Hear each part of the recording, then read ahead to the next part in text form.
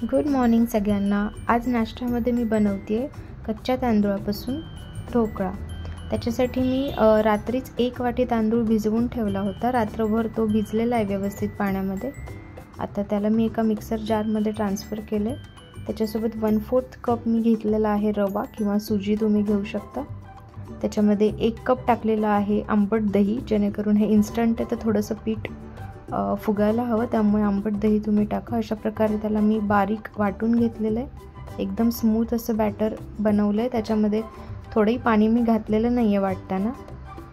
थोडंसं मला ते घट्ट वाटत होतं म्हणून मी त्याच्यामध्ये वरतून अजून थोडं पाणी घालून त्याला व्यवस्थित मिक्स केलेलं आहे। वाटताना पाणी घालायची गरज नाही, तुम्हाला त्याचा अंदाज येण्यासाठी आपण वरतून पाणी घालू शकतो कशा प्रकारचं बॅटर आपल्याला बनवायचं आहे। त्यानंतर मी व्यवस्थित त्याला एकजीव करून घेतले, फेटून घेतले। अशा प्रकारचं बॅटर आपल्याला हवं आहे। आता 10 मिनिट त्याला बाजूला ठेवते रेस्ट करण्यासाठी। तोपर्यंत इथे स्टीमर तयार करून घेते। मी इडली पात्रच घेतलेलं आहे, त्याच्यात थोडंसं पाणी घालून ते झाकून ठेवलेलं आहे। आता इथे मी 2 राऊंड शेपमध्ये ढोकळा पॅन घेतले। त्याच्यामध्ये मी इकोबेक जे रॅप आहे तर ते घालते, जेणेकरून खाली ढोकळा लागणार नाही। मी एका पॅनमध्ये इकोबेकचा वापर करते, दुसऱ्या पॅनमध्ये मी जस्ट ऑइल लावून आपण नॉर्मली पण कसं करू शकतो ते पण इथे बघूया। ज्यांच्याकडे जर इकोबेकचा रॅप नसेल त्यांनी ऑइलने ग्रीस करून घ्यायचे जो काही पॅन आपण वापरतोय त्याला, आणि त्याच्यामध्ये बॅटर टाकायचे। अशा प्रकारे मी दोन्ही पॅन्स तुम्हाला दाखवते, एका ह्याच्यामध्ये ऑइलने आणि एका ह्याच्यामध्ये इकोबेकने।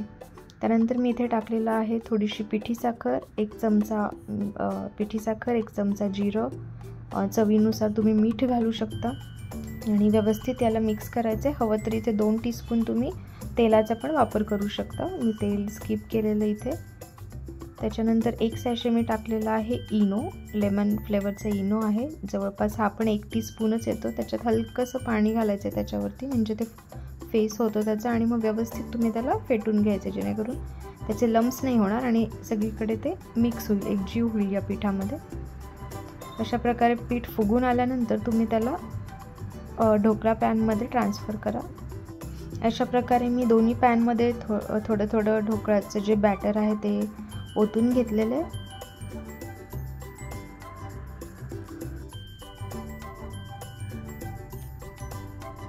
त्यानंतर मी एका प्लेटवरती थोडीशी गन पावडर टाकते, त्याने एक वेगळीच टेस्ट आणि फ्लेवर येतो पदार्थांना। त्यानंतर मी ट्रान्सफर करते आपल्या स्टीमरमध्ये बॅटर, आणि स्टीमर बंद केलेलं आहे। असं एक 10 ते 12 मिनिट स्टीम होऊ दिल्यानंतर चेक करूया आपला ढोकळा तयार आहे की नाही।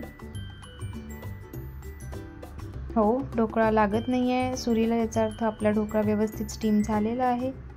त्यानंतर त्याला थोडंसं आपण थंड होण्यासाठी बाजूला ठेवलं आहे, तोपर्यंत करून घेऊया त्याच्यावर जो आपण फोडणी टाकणार, तडका टाकणार आहोत। तेल, मोहरी, जिरे, कढीपत्ता, अशा प्रकारे जो आपण जी आपली नॉर्मल फोडणी असते तीच मी इथे तयार केली, आणि त्याच्यात थोडंसं पाणी घातलेलं आहे, थोडी पिठी साखर घातलेली आहे, जी ढोकळ्याला बाहेरच्या आपण जी स्वीटनेस आपल्याला जाणवतो ना त्या प्रकारची फोडणी मी तयार केली। आणि पाणी घातल्यामुळे काय होतं, फोडणी सगळीकडे पसरते, एकाच ठिकाणी ती पडत नाही, सगळी मोहरी जिरे नाही तर एकाच ठिकाणी आपली फोडणी जमा होते। त्यामुळे थोडंसं पाणी घातल्यानंतर तुम्ही त्याला व्यवस्थित स्प्रेड करू शकता। कोणत्याही प्रकारच्या ढोकळ्याची फोडणी बनवताना तुम्ही अशाच प्रकारची फोडणी बनवू शकता, आणि त्या पाण्यामुळे एक ॲब्झॉर्ब होते फोडणी, आणि ती जे स्वीटनेस असतो पिठी साखरेचा तो बघू शकता तुम्ही। अशा प्रकारे छान असा आपला ढोकळा निघून आलेला आहे। तो मी एका बाउलमध्ये काढून घेते आणि एकदा मिक्स करून घेऊया, म्हणजे सगळी फोडणी व्यवस्थित पसरेल। एकदम छान स्पॉन्जी असा आपला ढोकळा बनलेला आहे।